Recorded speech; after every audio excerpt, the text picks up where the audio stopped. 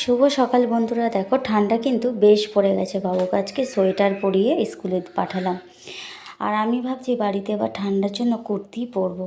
তো দেখো চলে আসলাম নিচে, আর স্নান হয়ে গেছে সকালবেলা। আর এই দেখো মায়ের ফ্রিজ থেকে মাছ বার করলাম নিচ থেকে, তো ধোবো বলে।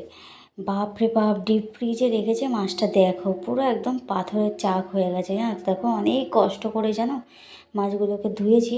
তারপরে এই দেখো ভোলা মাছ, এটাও ধুয়ে দিয়েছি।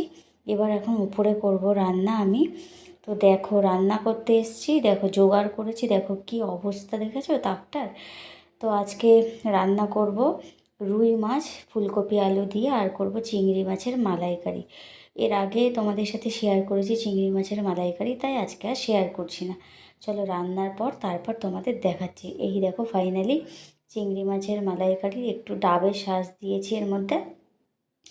আর চিংড়িগুলো আজকে একটু ছোটো ছোটো, আর একটু বড়ো হলে বোধহয় ভালো হতো। আর এই দেখো ফুলকপি আলু দিয়ে রুই মাছের ঝোল।